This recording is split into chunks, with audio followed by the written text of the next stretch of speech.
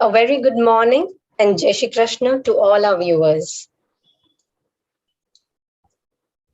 This is once again a very good morning and Drshtikon to all our viewers. This is Maitri Ashar on behalf of Team Drshtikon, extending a warm welcome to all of you to the 29th webinar of Drshtikon Talks. We hope that you're taking all the measures to stay safe and healthy. At Drshtikon Talks, we bring to you eminent Bharatiya speakers and experts to share their knowledge and valuable experiences with us. For this, we conduct a live webinar of 1 hour or a conversation with experts of different fields to widen our knowledge base and increase awareness. This being the 29th session of Drshtikon Talks, we take this opportunity to thank you all for the continued patronage, and we hope to move ahead by imparting greater value to all those who attended our webinars. As we want the webinar to be conducted smoothly, we request you all to post your questions in the chat box. Our moderator for today will take up the questions with the speaker. Any unanswered questions will be answered by mail on a later date. Also, requesting you to switch off your mics and video. Our speaker for today is Mr. Harsh Mariwala. Requesting Ankita Bhatia to introduce our speaker to you. Over to you, Ankita. Thank you. Jai Shri Krishna and a very good morning to everyone. The purpose of life is a perpetual question that has intrigued mankind since the beginning of human existence. Without purpose, it's easy to squander your time instead of waking each morning with an unquenchable thirst to attain your mission. Today's session is indeed very special to the Drshtikon team as we have an absolute honor to interact with the iconic leader with purpose, persistence, and passion. With an immense sense of pride, I welcome our very special guest, Mr. Harsh Mariwala. Mr. Harsh Mariwala is the founder and chairman of Marico, a Fortune India 500 company. Over the past 3 decades, he has transformed a traditional commodity-driven business into a leading consumer products and services company. Today, their brands such as Parachute, Saffola, Nihar, Livon, Medicare are all market leaders and found in most households. His passion for innovation enthused him to establish the Marico Innovation Foundation in 2003, which works towards nurturing innovations in India. In 2012, Mr. Mariwala started Ascent Foundation, a peer learning entrepreneurial platform. He has also founded the Mariwala Health Initiative in 2015 with a philanthropic aim of giving back to the society. Mr. Mariwala is also founder of Kaya Limited, which runs the skincare clinics across India and in the Middle East. He has been recently bestowed with the EY Entrepreneur of Year 2020 award, the world's most prestigious award for entrepreneurs. Mr. Mariwala has launched the business book, Harsh Realities, The Making of Marico. The book is about the inspiring entrepreneurial journey, a story of how he created a world-class company from a small part of family business that was entrusted to him. So without waiting any further, let's hear straight from our special guest about his marvelous journey. Thank you. Over to you, Prashant Bhai. Good morning and Jai Shri Krishna to everybody. And welcome, Harsh Bhai. We are really thrilled to have you on Drshtikon today and to get a chance to have a chat with you and know what makes Mr. Harsh Mariwala and Marico what it is today. Welcome on Drshtikon today, Harsh Bhai. Thank you. Thank you so much. So let me start off with congratulating you, Harsh Bhai, for getting the EY Entrepreneur of the Year 2020 award, as well as on the release of your book, The Harsh Realities Making of Marico. Yeah, it's a very good feeling. And, we've had a good run in terms of the response to the book as well as the awards. So overall, I'm very happy that this has occurred. I'm very happy to be on your platform and speaking to my community. And it's great to talk to all of you. Yeah. What gave you the idea of writing the book, Harsh Bhai? So, I have been speaking at various events for many, many years now. And whenever I spoke at a certain event, invariably somebody would come to me and tell me that why don't you write all your experiences, your stories in a book format so that it is there for perpetuity. And I think that those messages kept on coming for many times. And then when I stepped down as the managing director, I had some time on my hands. And that time I said that, okay, let me start writing down. So I think the idea came from those hints which I got when I used to speak earlier. And then it got reinforced because I had time on my hands. And that's how the book came into offering. So I've read the book. It's a fantastic book. It's a Bible which probably can be used by young entrepreneurs, people who are starting off, people who are already in the corporate field. And while reading the book, while seeing the book, one thing intrigued me, which was the cover. So let me just hold it up for the audience to see that this is the book. And what is very different about the book is the cover. The cover kind of, the outer jacket kind of complements the cover to make it a whole name. So why this kind of a cover, Harshbhai? What's the thinking which went into making this kind of a jacket for the book? So normally they say that you should not judge the book by its cover, but I said that let me turn it around and can we have a cover which is different? So normally one goes to the publisher who comes out with books. They have a design section and they come up with cover options, and most of them are more or less similar, either the picture of the author or something else which is there on the cover. I wanted it to be different. I was able to identify a lady in Bombay who only specializes in cover design, and she is also very innovative. So I went to her and said that, can you design a cover for me? And she read the whole book. She had meetings with me, and based on those interactions and the reading of the book, she realized that the book was very transparent, very open. I, as a person, also am very transparent and open, and I have a passion for innovation. So she came to the conclusion that the cover should be transparent, should be open, as well as innovative. And she came up with a few designs. I like this design very much. At one level, it is very simplistic, minimalistic, which again I am. So it really fitted into my personality and the way the book is written. So I was very happy with the cover of the book.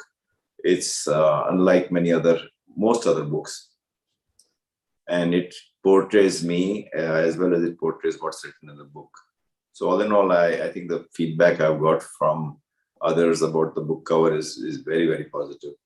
And just aside, the name of the book also was a big challenge, and I wanted to have a name which was different. So I ran a competition amongst all our entrepreneurs who work with or who are associated with Ascent Foundation, which is a platform for entrepreneurs to learn from each other. We have something like 800 entrepreneurs. Initially, we had them in Mumbai and in Chennai, but now we have rolled it out all over India. So if any of the listeners, any of your friends are interested in joining Ascent, all you need to do is to go to the website of ascentfoundation.in and check out whether you are qualified. You apply, and there's a certain selection process, but the whole initiative is funded by me. So we would love to have any entrepreneurs who fit in the guidelines in terms of a certain minimum turnover and be a part of Ascent. But coming back to the name of the book, the competition ran amongst the Ascent members, and I had multiple entries, and this is one entry which appealed to me because it's a pun on my name, Harsh Realities, and the book also covers harsh realities in my life.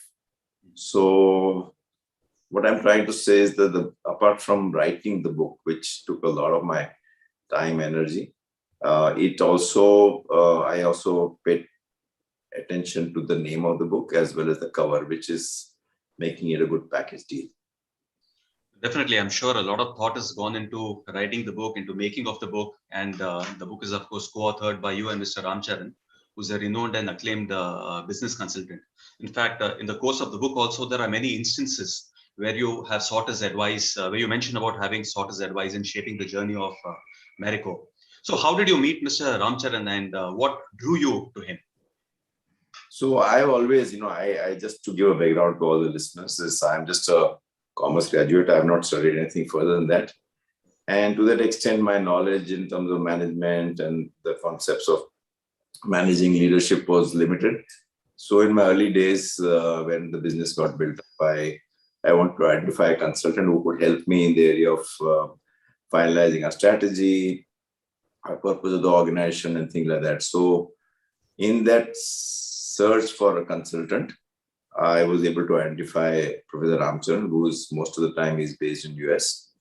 And I was able to meet him. He came to India. He spent some time with me, with my team. And I think that's how the journey began many, many years back. And since then, I've known him extremely well. I don't meet him that often, but whenever he is passing through Bombay, I may have just a lunch or dinner or breakfast with him. And when the book was ready, to some extent, I said that I need some big name.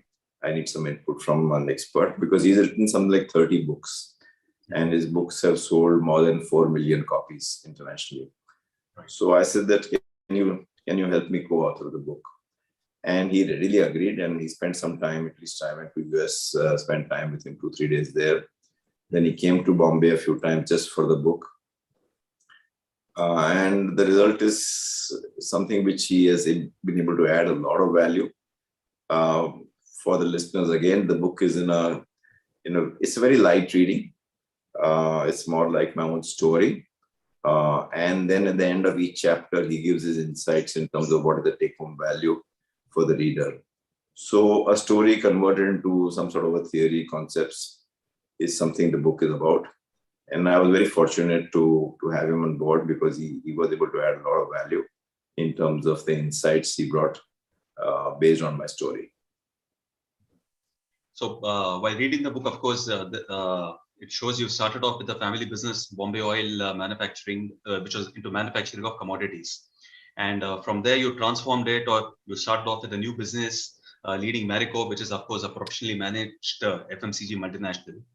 And you're also in the personal wellness space with Kaya and aquacentric therapy. So what made you shift towards a branded consumer goods and professional business, and which is also professionally managed? It's a good question. I'll give you a little background about my own journey. When I started at a very young age, I was the first person from the next generation to join the business. And the business had my father and 3 of my uncles in the same company. And it was a typically family managed organization where all the decisions were taken by the family.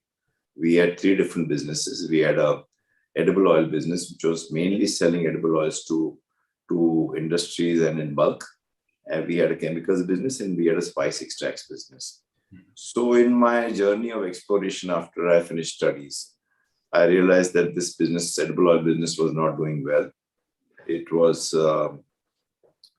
it had a lot of, the results were not good. One year we did well, next year we didn't do well. And I think because I realized that if I was able to convert the business from unbranded to branded, it would actually, the business would become far more sustainable and profitable. And so basically, as the business was not doing well, then I realized that if I was able to convert the business from unbranded to branded, it would be far more stable, far more profitable. And I think that happened over a period of time. I went through my own learning curve, made a lot of mistakes. And I think that's how we were able to convert the business from unbranded to branded. And once we had these 2 brands, Sapola and Parachute, then there was an opportunity to go into other areas in the area of skincare, healthcare, hair care, and then in the area of branded skin services. And we just launched another new initiative, which is aquacentric, which is basically recovery from injuries through water. Basically we have a few pools. We just have 2 outlets in Bombay, but these are proven to be very effective for ortho issues, neuro issues, women's health, as well as children's health issues. And the pandemic hit us, so that the pools were closed down for almost 1.5 years, but now we've started it back. Yeah. So, Harshbhai, while doing the joint family business, I think a lot of a joint family business is always very top heavy, with a lot of family members in it taking the call on management. So, thus, and most family businesses have a family charter or some protocols for internal family management. So, did the Mariwala family also have such a charter? So when I started the business, there was none. It was just amongst my father and his brothers, my three uncles. But as my cousins joined the business, I was the one who actually started talking of having a family charter. Normally, when the next generation comes in, at that time there is a difference of opinion because the next generation has different educational background. It has different set of ambitions, capabilities. So normally, the first generation, when there are siblings and brothers together, I think it's more informal. But when the next generation comes in, it adds to the complexity because of differing ambitions, differing educational backgrounds, and again, the relationship may not be as close because then you have cousins and you may not have brothers with you. So I think that is the time when you have to put all this charter in place because otherwise it can, in a family, for small issues, there could be conflicts. So it's better that family council is formed and a charter is created. And in my experience, what works is to have somebody who is an expert in this, who the whole family trusts. The trust is very important. The expert should be trusted by all the family members. Yeah. And there should be open discussions in terms of what it should include, the charter. And it could include things like, what is the overall family policy in terms of entry of, say, youngsters, at what level they should enter, should there be an exit policy? Mm-hmm. What should be the policy in terms of role changes? Again, women, should they be a part of the business or not? How, if there's a conflict, how do you resolve conflicts? What should be the dividend policy? How do you plan the exit of older members? There should be a family code of conduct. And also small things like lifestyle, cars, even image building, who should be the family spokesman. These are at one level sometimes very, very small, but they can actually lead to huge issues. So it's very important that the family sits down and arrives at these issues with a trusted advisor who's trusted by each and every family member. And there is no right answer. I think a lot depends on the family in terms of what decisions they want to take. So let there be consensus amongst the family members. And once the consensus is arrived at, then it's much easier. I think everybody understands how the family will operate in future. Right. Of course, the success of Marico is very well known, and you attach a lot of importance to failures also in terms of your journey to success. Quoting from your book, you say that my story is about scaling up. It's about failing, learning why I failed, and understanding to deal with failures. Could you elaborate on this, Harshbhai? So I think there is in Indian society, failures are looked down upon. And I think that prevents individuals to take risks. Because if I am scared of failure, if I have fear of failure, then I will stop experimenting. I'll stop taking risks. So I think it's a larger issue of the Indian environment, Indian hierarchy, and Indian parents also. I think they have to encourage their children to take risks, to not be afraid of failures, And every person in this world has failures. There is not a single person who can say, I've never had failures. And failures, how do you look at failures is very important. So I'm not saying that you do a job which is very careless. You do proper homework, but there is always that some mistake you made or you've not been able to predict what will be the outcome of whatever you're doing in terms of the customer pull if you're doing a new business. So it's very important to do consumer insighting, go in detail, and prototype that. I always like to prototype, which means you need to take that risk on a very small scale so that, even if you don't succeed, there is less financial impact on the business, and use that prototype phase to learn. But in spite of doing all that, there could be failures. So there is always a saying that sometimes you win and sometimes you lose. And my saying is that sometimes you win but you always learn instead of losing. And if I look back at my own journey, I've had multiple failures. But out of each failure, there has been detailed inciting, understanding why we failed, and then apply that same thing for a future in your future journey, so that you internalize that learning, and then based on the learning, it could help you succeed in future. So I've had, as I said in the book, I have covered multiple failures in terms of my own competencies, failures in terms of some new businesses we went to, failures in terms of a new product we launched into. And it's okay to fail. One should not be afraid of failure. In fact, your book also talks about not only what you have learned from your failures, what you've learned from others' failures. I recall a part of the book which says about how coconut oil was earlier in tin packaging or metal packaging, and it was changed to plastic packaging. Yeah. In square-shaped bottles. I think some other brand had launched it first, and it failed. And you still went into plastic packaging with doing your own research on their failures, came out with the round bottle and made it a huge success. Yeah. I think the generation of today will probably only identify the round plastic bottle and not those old tin bottles. And I think there are hundreds of Me Too products which have come up now with the round plastic bottles. Yes. So I think my understanding is, that whole shift from tin to plastic, at one level, it looks very simple, but any innovation it has a lot of homework which is being done. And the shift from tin to plastic happened over a period of 5 to 6 years. It involved a lot of effort, including conceptualizing the whole innovation. But looking back, that reinforced in me the need to innovate on a perpetual basis. We increased our market share in coconut oil from almost a 15% market share to become a clear market leader with a 50% market share in a very large category.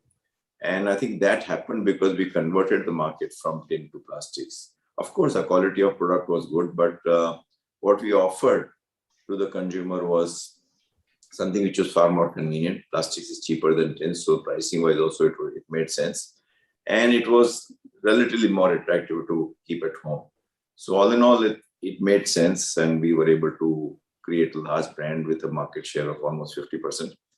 And then a few years later, we realized that Bangladesh is a very big market for coconut oil, and the whole market in Bangladesh is again in tins.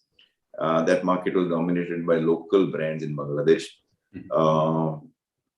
And we were able to do that conversion in Bangladesh market in a much shorter time, because we had already internalized our learning in India.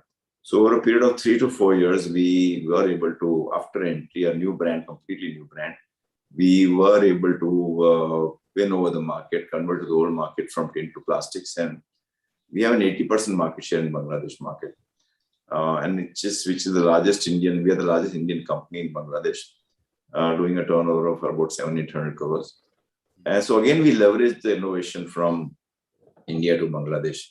So I think that really helped. And I think that has reinforced belief in me that you can't have a Me Too product to succeed in the marketplace. It's getting very, very competitive. And if you offer something which is similar to what others are doing, then why should the consumer shift to you? So there is, for all the entrepreneurs who are listening, there is a strong message here that you need to perpetually innovate on a regular basis. It's a matter of time. Once you innovate, somebody else will copy you. So you have to be 2 steps ahead of competition. And I think if I look at my own journey, whenever we've innovated, we've seen a discontinuous impact on our sales and in terms of our success. So all I can say is innovation has played a very, very important role in my own journey. You put it across very, very simply, but I'm sure there's a lot of fight in terms of a lot of work, or in terms of a lot of perseverance that has gone into getting to this place. I'm sure in the post 1990s, in the post liberalization period, there were many Indian companies which were getting gobbled up by MNCs. Parle, Qualities India, Dukes, Kisan. It was a David versus Goliath battle for all of them, and most of them couldn't keep up. But you were one who not only gave a tough fight to Hindustan Lever at that time, at the end you emerged a winner, acquiring their brand Nihar. So what gave you that conviction to fight with a company which was as big as HL? Probably about 20, 25 times bigger than your company. Yeah. So in 1996, Marico went public. And in 1998, Levers had acquired Tata oil-based companies. And as a part of that acquisition, they had inherited a Tata Nihar brand in coconut oil. They were riding very high. They were doing extremely well in the oral care segment. They had given a big tough fight to Colgate through their Pepsodent and one more brand, I forget, Signal brand. And they thought that they could do a similar thing to Parachute. They acquired one more brand, Coco Care, from the market. And so they had two brands. And they gave their intention that what they did to Colgate, they will do a similar thing to Parachute and to Marico. So there are a lot of announcements and media talks, as well as talking at the analyst meet of Levers. There was a lot of fear amongst our people that how can Marico take Levers, which is much stronger, which is much larger organization. They have much more financial power. They have better distribution, physical in terms of number of shops and rural penetration. So there was a lot of fear amongst our own field force, as well as our distributors' field force. And they were using this to some extent to acquire us. So there was simultaneously approaches were made to me to sell out to them. If I feel vulnerable, if I feel threatened that I will be gobbled up by them, then some entrepreneurs may think that, okay, better to sell off rather than taking this fight on. Because if I take that fight on, and if I am not successful, then whatever I have created also goes. So when that happened, and even I got a phone call from the Levers chairman one day. I never met him, saying that, Mr. Mariwala, why don't you sell off? All your future generations will be taken care of financially. And if you don't sell off, then we will give you a big fight, and we will just ensure that you get much weakened. I did a lot of inciting internally with my team. Amongst outsiders, I also went and met Professor Ramcharan, and he also mentioned to me that you have to protect your resource generating engine, analyze where they can hit you. And two areas where they were superior to us was, one is in the area of communication, another was in the area of distribution, especially rural distribution. And we took immediate steps to improve on both these fronts. I also went and met, at that time, Nirma was giving a big fight to Levers in the detergents category. So I went specially in Ahmedabad to meet Karsanbhai Patel, who was taking on Levers. And after all the deliberations, came to the conclusion that we will not sell out. We will take them on. Because for me, it was contributing almost 60% of the turnover of Marico at that time, Parachute. And for them, this would be one more brand amongst their whole set of brands, which will be handled by somebody down the line in their hierarchy. For me, because it was so important, I would personally get involved. My top team would get involved. So the level at which we were attending to this from our end was much, much higher compared to what it would be in Levers. And we were prepared that, okay, for a year or two, if it means that our profits don't grow, we will bear that.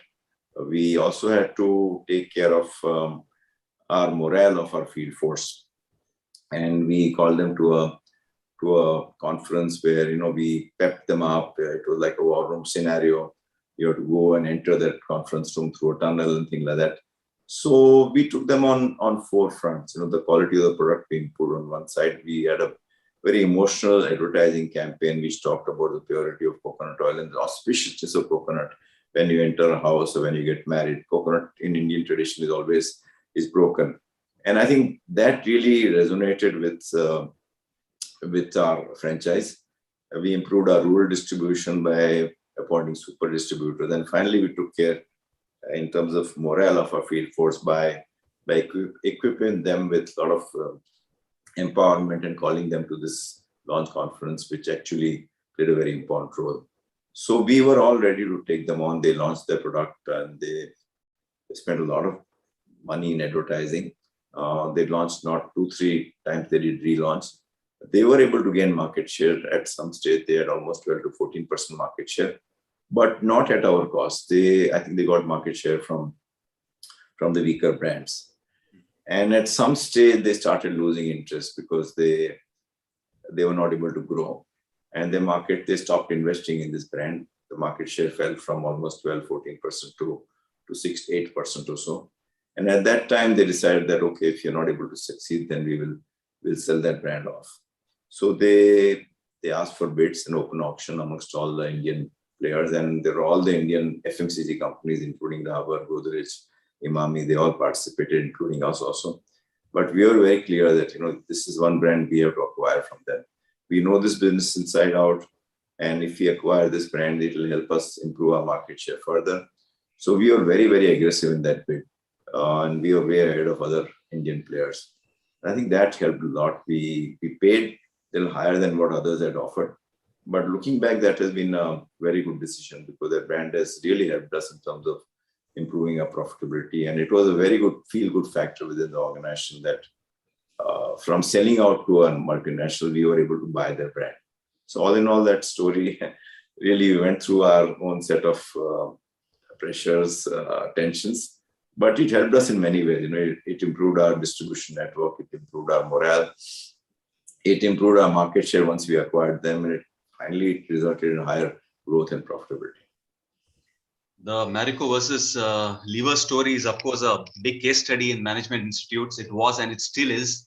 And what is remarkable is you are able to enlist your staff and distributors support to that extent that they could stand by you and believe in your convictions. Which gets me to my next question, that you always had excellent HR policies and excellent staff management. And in your book, you speak about reverse mentoring. So what exactly is it and how did that work and help nurture talent in Marico? So normally the mentoring happens when the boss talks to the subordinate or any senior person in the organization talks to somebody else and helps them improve their performance. Now what happens is the whole world has changed so much, the whole digitization and all the new way of thinking. The youngsters are far better than the so-called, shall I say, older people. So we have started reverse mentoring where very young talent who are very good in digitization or all the new technologies, they sit with somebody senior and help them learn these issues. So that's reverse mentoring. So I have not done it, but my managing director has been reverse mentored by somebody down the line who was very good in the area of technology. And many others have done that. So I think what it does is it teaches you how the world is looked at by youngsters and also teaches you a specific skill which you may not be good at. And it leaves a very positive feel within the organization that a young 25 or 30-year-old person is mentoring a 50-year-old person and also making an impact. So the feel-good factor within the organization also is a side benefits of doing reverse mentoring.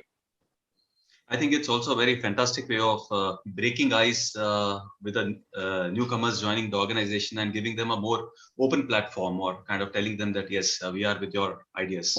Absolutely. You're absolutely right on that. Yeah. So you have always been ahead of your time in implementing best practices, whether it is professional management, whether it was corporate social responsibility or succession planning. The company has, of course, earned so many awards in corporate governance. And much before it was mandated by law, you came out with all these measures. So what inspired you to implement all these measures so early in corporate life? I really don't have a specific answer to that, but I read a lot. And many of these trends start in some other countries. Not only this, but consumer trends also are starting in this matter of time. It comes to India a bit later, 5 to 10 years later. So because I interact a lot and I read a lot of what's happening in the management world, what's happening in the area of consumer habits, I'm tempted to start something which has been done by somebody else in some other country, much, much earlier than what others do it in India. I think that seems to be the only reason. And I think I have done many things which are way ahead of its time: culture building, purpose of the organization, even selecting our portfolio of products, which got reinforced when I read the book Blue Ocean Strategy. So it's just my desire to do something which is unique, different, based on what I learned from what is known as the outside in, learning from other parts of the world. I think, and then experimenting, prototyping is something which I love doing it. So it's just a desire to do something different, way ahead of others. And I think that's later on it gets reinforced. Yes, that the trend has come now in the Indian corporate environment. But I like to do things. I am very passionate about doing things which are pioneering.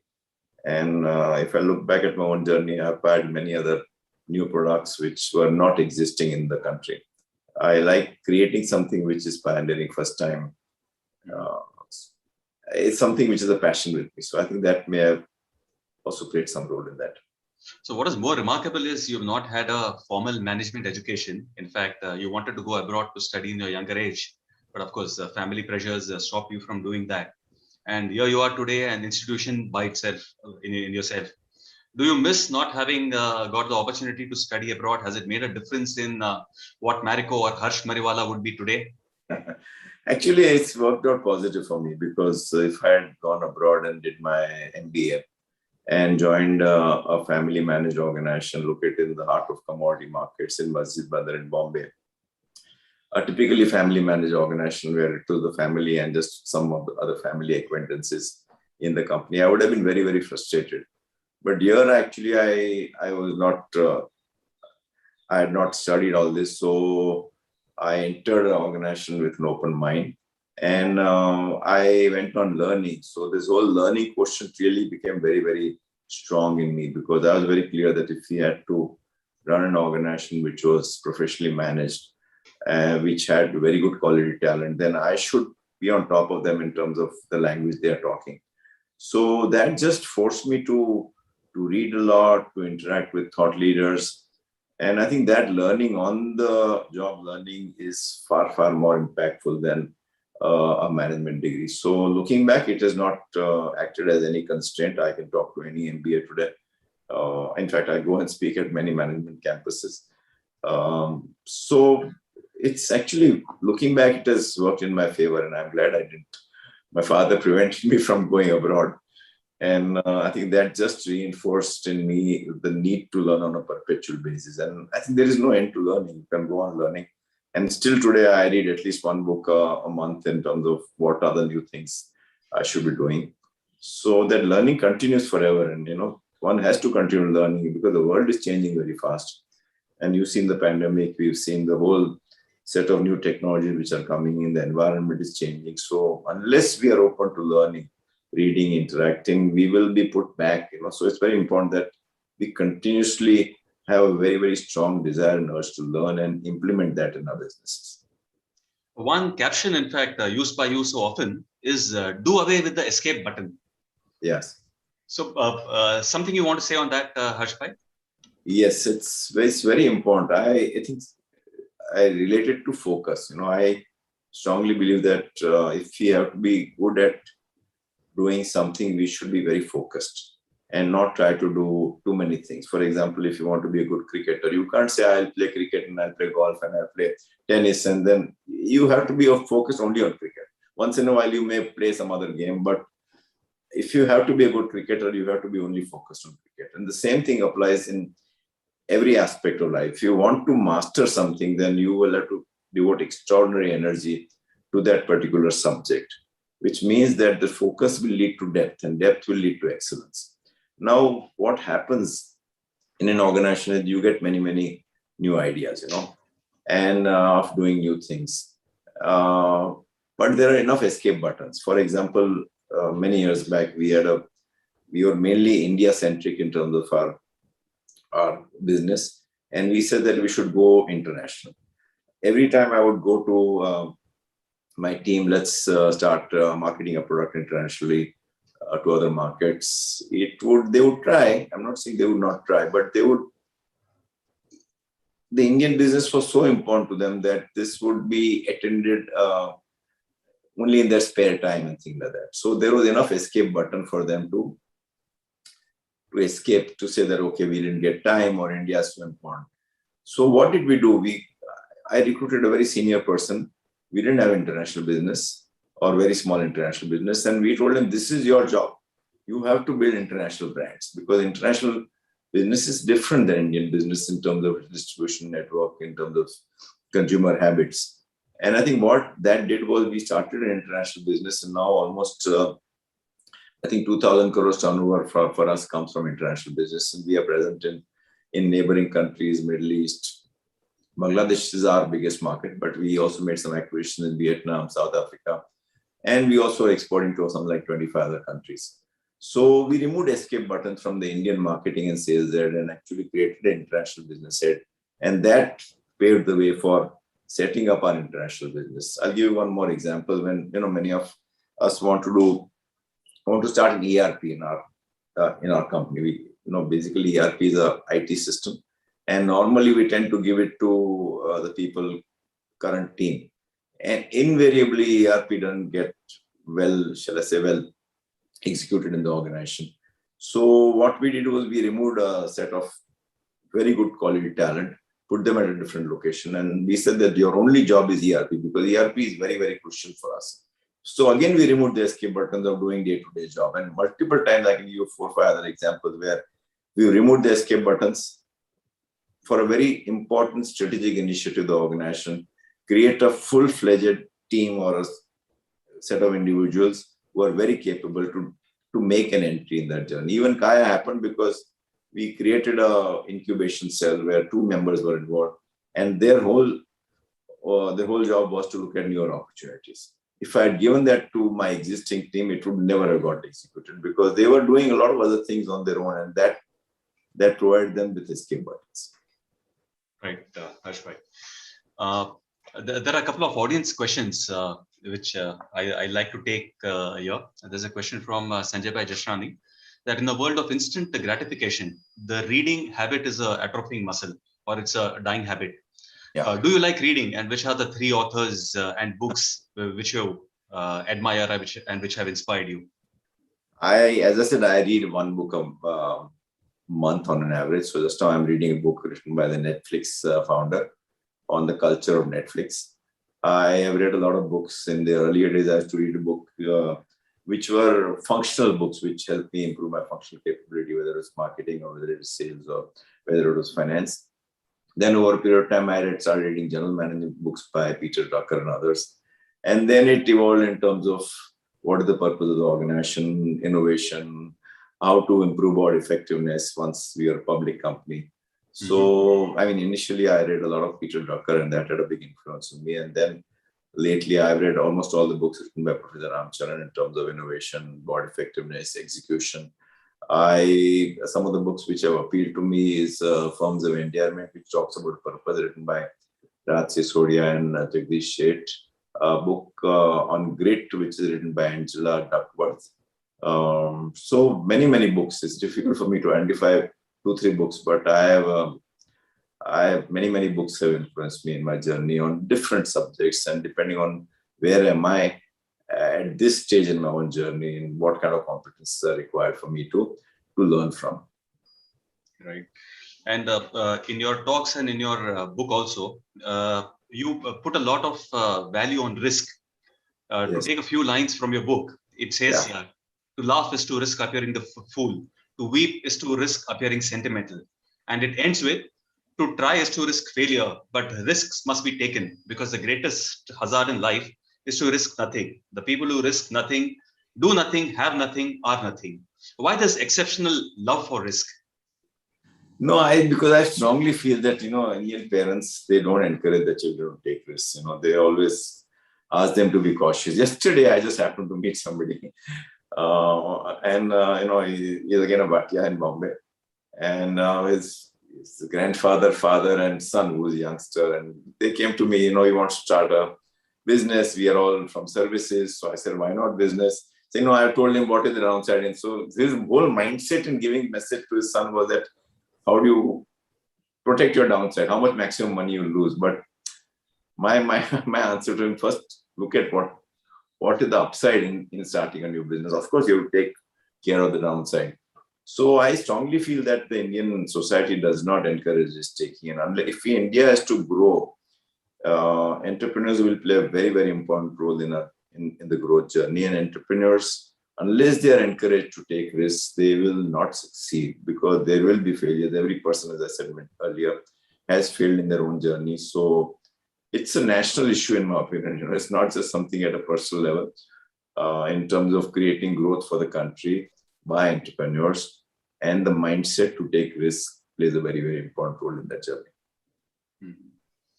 Like you always maintained, one is always alone at the top, and that has been your basis to start the Ascent Foundation, which of course focuses on learning from peers. Why have you felt that way?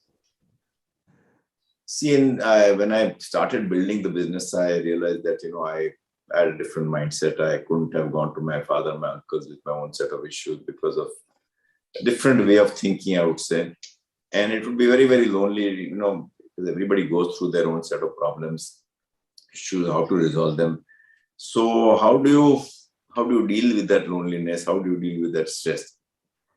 And how do you learn from each other? So I developed my own set of friends, others whom I can bounce off my issues with. And that gave me that insight that every person, every entrepreneur, especially at the top, it's a lonely journey, and they have to find their own set of individuals who can help them in their journey. It could be a way to mitigate stress. It could be a way to get guidance, support. So with that in mind, we created Ascent Foundation, where the whole learning is based on peer group interactions. And as I said earlier, we have about 800 entrepreneurs, and we have something like 60 peer groups who meet every month for about 3 hours, and they discuss their own set of issues. And they get a lot of benefit from that in terms of their own journey, value addition. Even if there is something negative going on, then how do you overcome that, including managing mental health issues. So I think that just reinforced in me the need to offer something to entrepreneurs to improve their performance and make a big impact, because I strongly believe that entrepreneurs will make a big impact in India.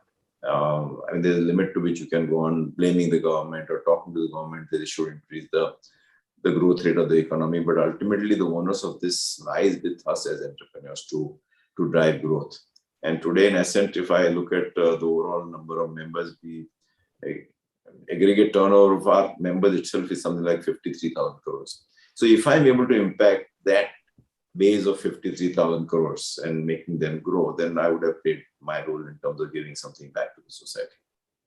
So essentially, Ascent is also a sounding board for people to bounce off ideas, share grievances, or get advices. Do you also have a sounding board policy in your family or in your business where you can bounce off ideas and get feedback? So we are a very open organization, Pradhan. So we discuss our issues very openly. I also have my set of other individuals whom I meet on a regular basis. So yes, sounding board is very, very important.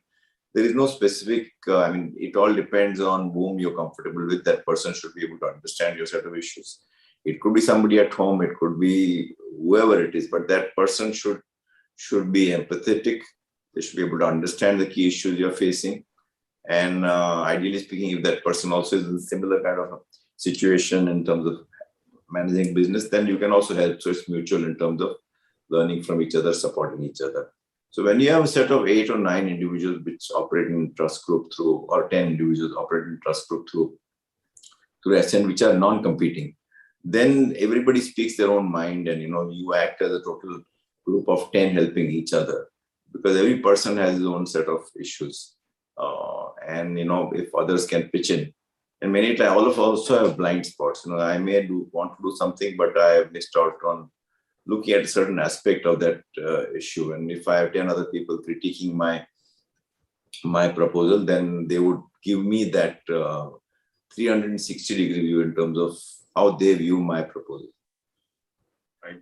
And I think the pandemic in recent times has given birth to new ideas, has given birth to new strategies, and people have been having to go back to the sounding board more often to discuss what is to be done next. So what have been Marico's learnings from the pandemic, and any new products or innovations which were developed because of the pandemic? See, at one level, the pandemic has accelerated trends which were there already. And I think these trends have accelerated substantially. In terms of leadership insights, I think what has got highlighted in the pandemic is to be far more empathetic, far more authentic, because because of lockdown, everybody was sitting at home. And there were huge anxieties. It led to stress because you were cooped up in a house for months with children there not going to school, parents, again, the fear of contracting COVID. So there was high pressure, high stress situation. And the leader had to address this proactively by talking to not only the member who was a part of the organization, but to also their families. And I think what we did was in Marico, we used to have every month, not only every month, almost 3-4 times a week, we would have something or the other for the family. It could be a hobby class, it could be better cooking, it could be exercise class, and generate internal competition, meditation, yoga, physical exercises. And the managing director would speak to all the members in terms of how the business was being conducted, what was the likely impact on our business. If there was an issue of salary cuts, then it's better to give a true and fair picture to all the employees. Luckily, in our business, we were able to bounce back so we never had any salary cuts or any job losses. But I think the fact that one had to communicate in an authentic manner, that played a very, very important role in this separately. It gave a great opportunity for us to be closer to the family members of our employees. And whether it was children, spouse, parents, they were all doing something with that webinar we were holding. And I think that provided a great opportunity to get closer to the family. In terms of newer opportunities, I would say that the whole digitization has got really accelerated. So we have over-invested in that in terms of e-commerce, apps for distributors, direct supplies, buying to D2C brands and then on direct-to-consumer brands. One is Beardo, another is Just Herbs. So that got accelerated one level. Then we also launched a series of products which were good for the overall health awareness has increased in the pandemic, because we saw that those who were not leading a healthy lifestyle, they were far more vulnerable. They had more comorbidities. So we came with a series of food products. We have launched Marico, Saffola Chyawanprash, Saffola Honey, and Saffola Oodles and Masala Oats, which are all healthy products to eat. So I think that got acceleration in this journey in the pandemic. And also, I think one new product, Veggie Clean, which kind of kept in touch with. Yeah, that's for washing vegetables and fruits, because again, that whole sector, it had got a good traction at that time. But I think now most of us have realized that the COVID occurs mainly not because of touch, but it is mainly through air. So that segment has gone down in terms of its potential. But nonetheless, I'm saying that it provided a lot of opportunities in the area of immunity products as well as healthy food products to organizations. And, we are fast enough to launch these products within a short period of time. And as you mentioned about keeping your staff closer and the positive steps that you have taken to help them during the pandemic.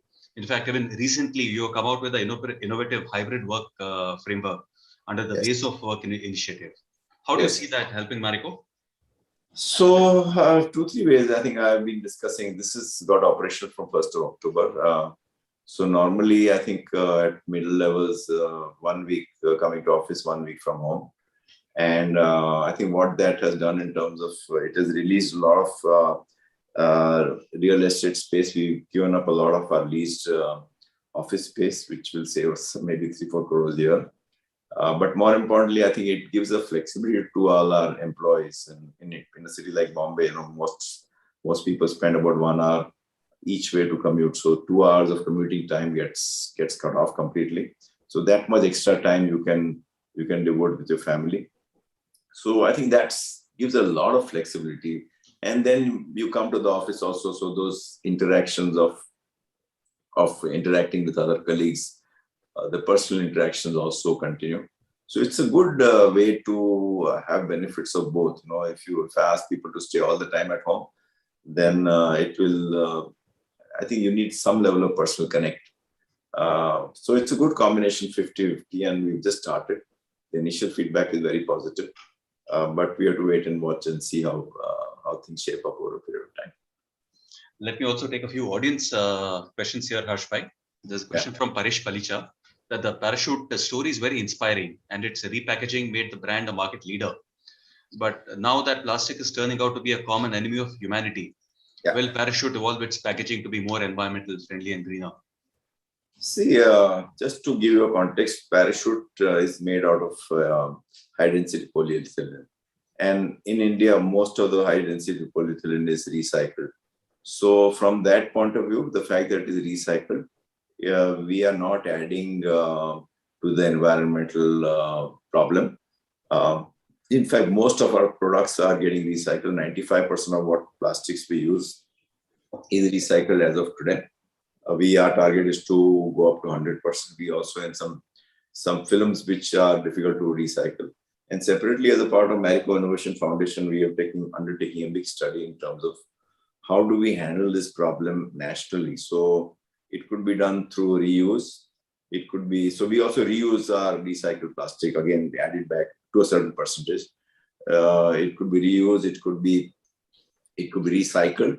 So, so there are, we are undertaking a very big study on this, but I think as of today, because we are not adding to the environmental problem, 95% of our plastics are used, I'm not feeling that guilty. We have to increase to 100%. And in addition to that, we will do something for the country in terms of helping us overcome this issue. It's a serious issue, I understand that. And I think all of us have to take our own steps. And I was in certain districts, I was in Nilgiris about a few months back, and there is no plastic there at all. It's very, very, the collector there has played a very, very important role in ensuring that plastics is not used. So I think we have to take initiatives like that. I'm talking of plastic water bottles and things like that. So now everything is either you get a 5-liter jars which can be reused again. So you can't get small mini plastic bottles in Nilgiris if you go there. I think it's a similar case in the Northeast where they have tried to do away with the disposable plastics. And I'm sure Marico, being in the forefront of many policies, would probably be the first one to come out with some solution also. One more audience question, one from Hemal Bhimani. How does Harsh Mariwala spend his day, 24 hours of his day? What does he do? So, now that I'm not the managing director, I do a lot of things. But normally my day starts in the morning. I go for a walk. I am heavily into physical exercise. I at least exercise 2 hours a day. And then after that, I swim. Luckily, I have a pool in my building. So about 1.25 hours in the morning of that. And then I have also a set of meetings for my own company, for Kaya, which takes about 20-30% of my time. My son has started an investment office, so I spend some time with him. I've started this new business, Aquacentric, so some time on that. I'm on board of 6-7 companies, plus on advisory board of 3-4 funds. The writing of the book and speaking about the book has taken a lot of my time in the recent past. What else? Giving initiatives, Mariwala Health Initiative, Ascent, I spent time. So all in all, a lot of things to do. I'm quite busy, and again, I think that keeps me occupied up to 5:36. And again, in the evening, I do my exercise in the gym, mainly weights. On Saturday, Sunday, I play golf. So I do a whole host of things around various set of business issues, and now more so non-business issues, which keep me occupied. Any guiding principles for young managers or entrepreneurs? So, no, I think one is be focused, At the earlier stage, I was more focused. And now that, I'm not running these companies, I can afford to do many other things. Number two, I think you have to reinvent yourself every 10-15 years. You have to start saying that, what am I doing, which I can make myself redundant, Because if I'm doing something all my life, then I think it should be handled by somebody else. So I've always looked at my own role, from when you were very small, I was doing things on my own. When you become a middle-sized company, then you're getting things done from others. And when you're large size, you actually are influencing others. And now that I don't have an operational role, I can do other things. So reinventing is very, very important. You start deciding what can be done by others in a much better fashion, and then delegate, empower them. So that would be my second set of advice. Third is, as I said earlier, risk taking is important. Fourth is to actually look at, we always, being young, we are looking at a win-win. We always think that we have to win and the other person has to lose. But in my own journey for important negotiations, it's very important to have a win-win approach where both the parties feel they won in that particular negotiation. So these are some of the thoughts. And finally, I think I would say that each person has got some God-given gifts. Right. You need to identify what those God-given gifts are. Every person has certain strengths, and we also have our own set of weaknesses. So how do you leverage your strengths and nullify weaknesses? Something which every person has to look at. And many a times we don't know what our strength is, So we need to sit down with our set of people who are close to us, whether it's family, friends, whoever, and just ask them to identify what do you think are my strengths. And then if you're able to base your career based on your strengths, I think that will make a big, big difference in terms of enjoying that journey. You'll be far more successful relatively if you try to base your career on some of your weaknesses. And finally, what is known as grit, which is a combination of passion combined with determination and perseverance, because we will have our own set of setbacks. But if we are determined, if we are perseverant, then we'll be able to overcome that setback. And passion by itself is not enough. Passion has to be combined with perseverance and determination. So that's great. So Harshbhai, one final question of the audience. What would you suggest to a person in his mid-30s who has this desire to be an entrepreneur? And how does he go about it? Or what is the kind of conviction he needs to get around it? Yes, so good question. I would say that most important is one is to realize that it's highly competitive. And if you offer a product or a service or a business which is done by others, which is a me too product, the chances of its success are going to be much, much tougher. So you have to offer something which is unique, which is differentiated, or which is not being offered by anybody else. So it could be pioneering, it could be innovative, it could be, if you're in service industry, some extraordinary service. If you, for example, Domino's offers a business model where they offer good quality pizza within a certain time frame. If they're not able to do it, then they will refund the money. So you need to offer something which is unique and different. If you're in the pharma industry, then it could be some technology, it could be some patents. So decide what will that proposition be, and then go on. Before you launch, you go on discussing with whoever you interact with, and fine tune that proposition. You have to also interact a lot with the likely customer, because they will give you may think that this makes sense to somebody else, but that has to be talked to that customer. So what the consumer insight, in getting their views, and then fine tuning that whole proposition over a period of time. And once that is done, the next stage will be prototyping, which is you can try it out in a small kind of a small way.